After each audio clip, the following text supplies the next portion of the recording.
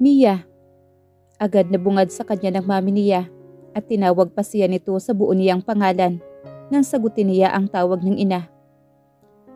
Ma'am, iniiwasan mo raw ang pinsan mo. Hindi siya agad nakasagot. Hindi pa rin nakakauwi ang mga ito mula sa bakasyon at mukhang mag-e-extend pa ang mga ito. Tumawag si Jake para kumustahin ang pinsan mo at sinabi niya na mukhang iniiwasan mo raw siya. Anong ibig mong sabihin, ha, Mia? Hindi po ganun, Mami. Naging busy lang po ako. Din ipagawa mo sa iba yung mga dapat na trabaho mo riyan sa ospital. Hindi ba't sinabi ko na sa'yo? Ikaw pa lang ang mapagkakatiwalaan ng pinsan mo riyan. He is still dependent on you. Babalik din naman siya sa States dahil pinagbigyan lang naman niya ng tito at tita Elvira mo. Okay po, Mami. Naiintindihan ko po. Mariin naman itong napabuntong hininga. Salamat anak, pasensya ka na. Alam mo kasi, dapat kunin mo ang loob ng pinsan mo para maging madali lang para sa kanyang magsabi sa iyo ng mga nangyayari. Baka may lumapit pala sa kanya. Sinong lalapit kay Jake, Mami? Hindi na niya napigilan ang curiosity. May nangyayari ba, Mami, na hindi ko alam? Wala anak, sige na, ibababa ko na to. Take care, I love you anak. I love you too, Ma'am. Napatingin naman si Mia sa screen ng phone niya. Ilang sandali pa siya nakatayo lang doon at nag-iisip bago napabuntong hininga. Namulsa siya sa kanyang doctor's robe at bumalik sa paglalakad. Natigilan lang at bumagal ang mga hakbang nang makita kung sino ang makakasalubong niya. Kinalma niya ang sarili habang papalapit sa lalaki. Mia, marahang tawag nito sa kanya. Tanghalian na, kumain ka na ba? Tanong niya nang nakahinto sa harapan niya ito. Matapos tumingin sa kanyang relo, umiling naman si Jake. Kakain pa lang. Ikaw? Umiling din siya. Hindi pa. Gusto mo magsabay na lang tayo? Uwi ka naman ito. Siguro ay iniisip nitong hindi niya ito pagbibigyan. Napangiti naman si Mia. Sure, tara. Lumiwanag naman ang mukha ni Jake.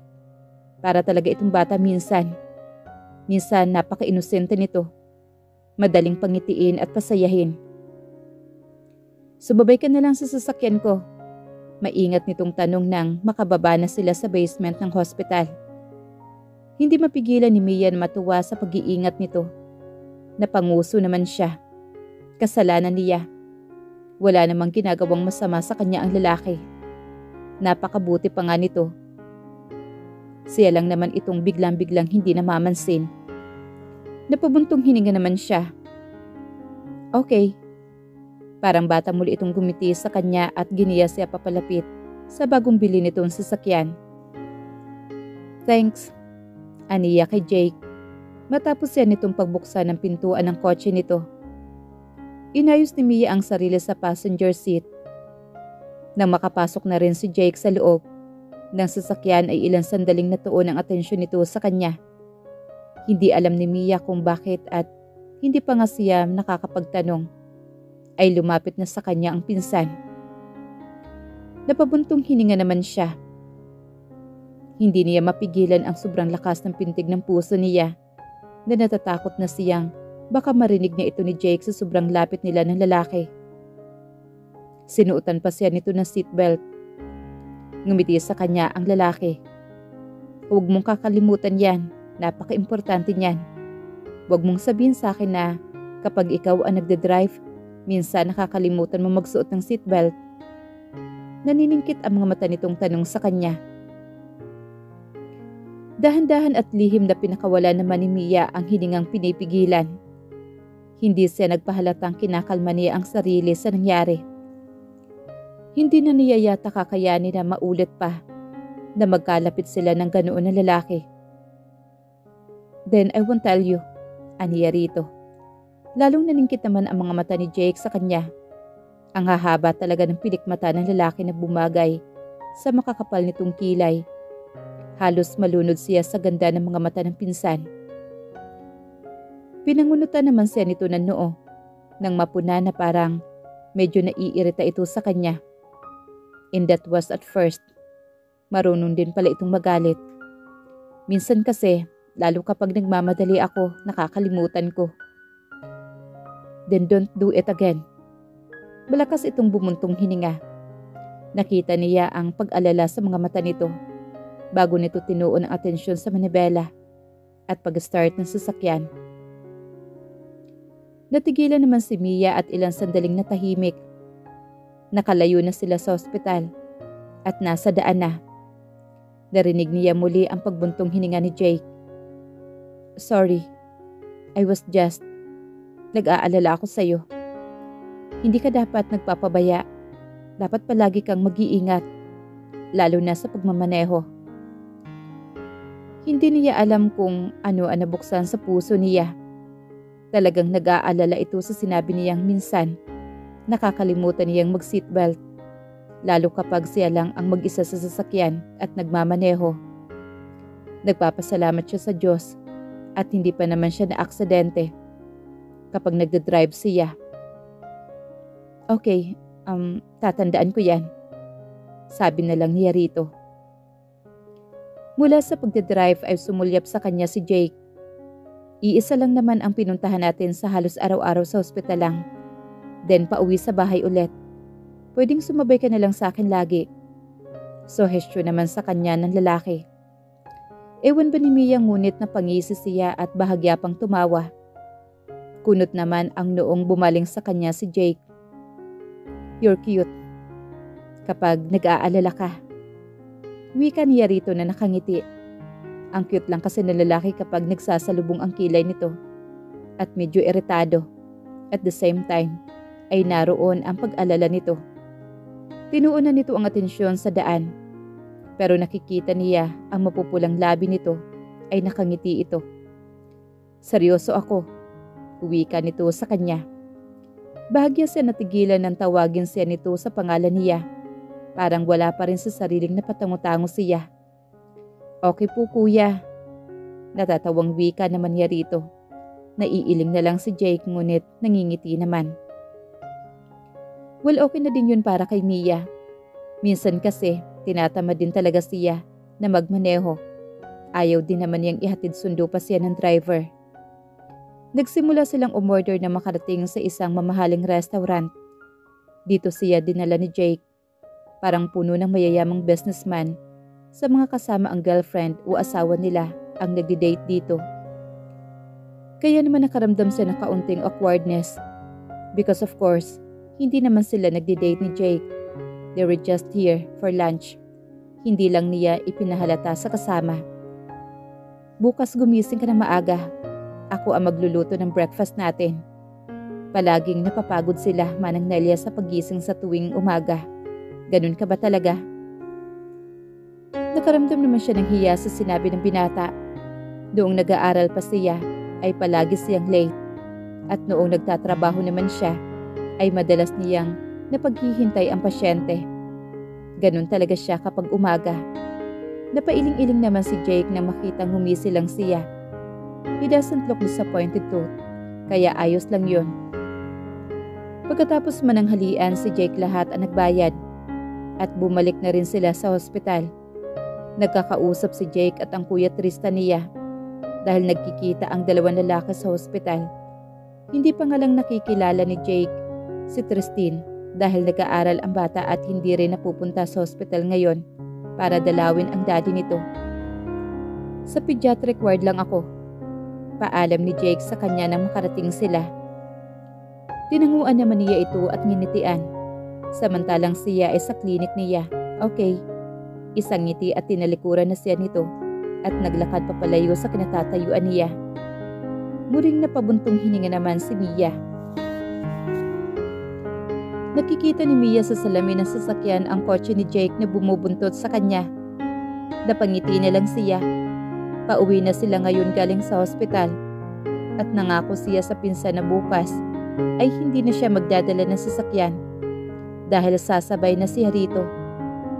Binuksan ng guard ang gate at pumasok na ang mga sasakyan nila. Sabay sila nagtungo sa loob ng bahay at nagpaalam sandali sa isa't isa para makapagpalit ng pambahay. At pagkatapos ay muli sila nagkita sa hapagkainan. Akala ko talaga may nagawa o nasabi ako mali sa'yo. Kaya biglang hindi mo na lang ako kinakausap. Wika naman ni Jake sa kanya.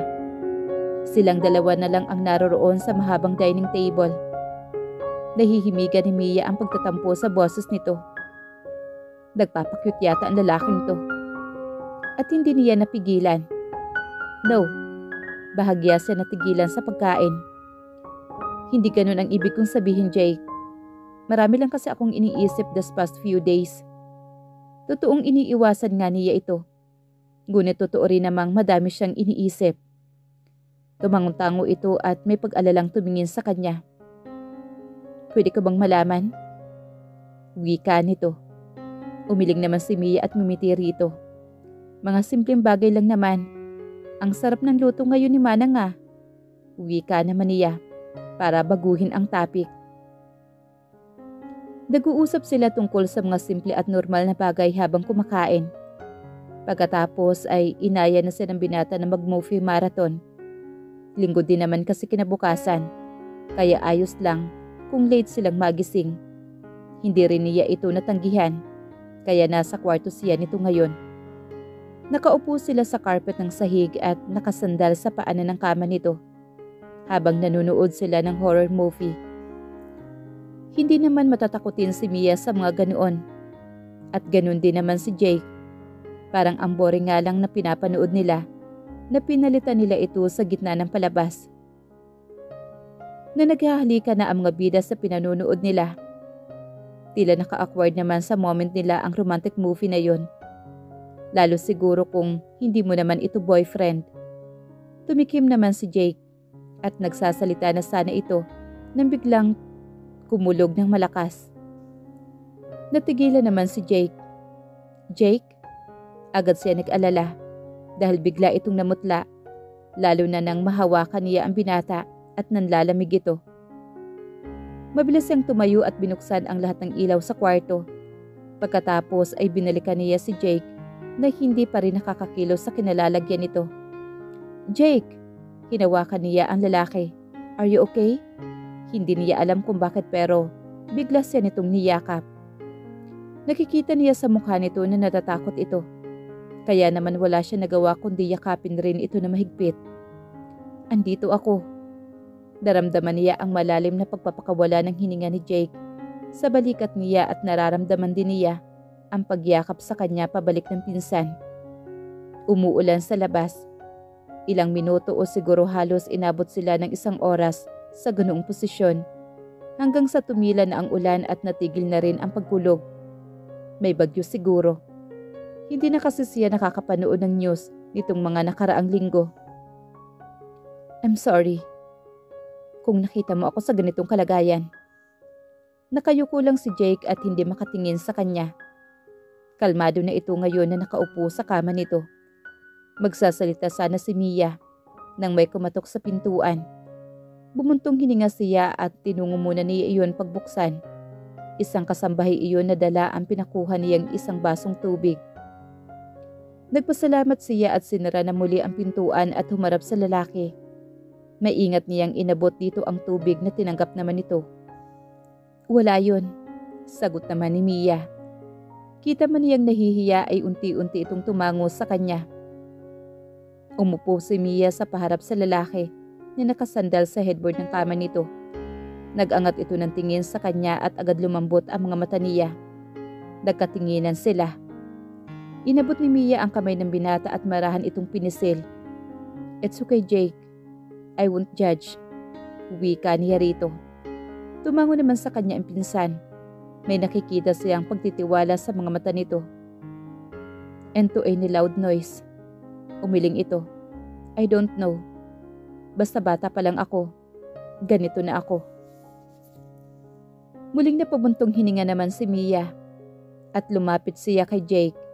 At muli niya itong binalot ng yakap. Marahan niyang hinahaplos ang likod nito. It's okay. Bulong niya sa tainga nito. Nanatili siya sa kwarto nito hanggang sa makatulog si Jake.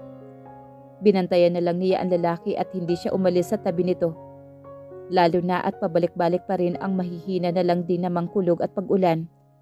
Hanggang sa hindi niya namalayang nakatulog na rin pala siya sa tabi nito. Kaya kinabukasan ay nagising na lang siya sa kama ng pinsan niya. Wala na ito sa tabi niya at bumangon na rin siya. Lumabas siya ng silid nito at dumiretso muna sa kanya. Naligo siya, nagbihis at bumaba na rin. Sinalubong siya ni Manang Nelia, na pinakamatanda sa kanilang mga kasambahay. Mukhang galing ito sa kusina. Ngumiti ito sa kanya at binati siya ng magandang umaga. Good morning din po, Manang. Ngumiti naman siya rito. Si Jake po, agad niyang tanong. Nasa hapag na, nauna nang mag-agahan. Ayaw ka rin kasing ipagising at baka napuyat ka raw kagabi dahil nag-movie marathon daw kayo. Ganun po ba? Oo, nariyan din ang kuya at pamangkin mo. Pahabol pa nito. Agad nagliwanag naman ang mukha ni Mia. Ilang linggo na rin niyang hindi nakikita ang pamangkin. Naging abala na rin kasi siya, kaya hindi na niya ito nadadalaw pa. Mabilis niyang tinungo ang dining area at naabutan nga niya roon ang pamangkin kasama ang kuya niya at si Jake na agad siyang sinalubong ng isang magandang ngiti at binati siya ng good morning. Si Camille, she asked her brother. Pinagila pa siya ng upuan ni Jake at saglit na kinagat niya ang labing umupo siya roon. Nag-angat siyang muli ng tingin sa kapatid niya at mukhang wala lang naman iyon dito. Nasa bahay, kibit balikat na sagot naman ni Tristan. Pinangunutan naman siya nito ng noo.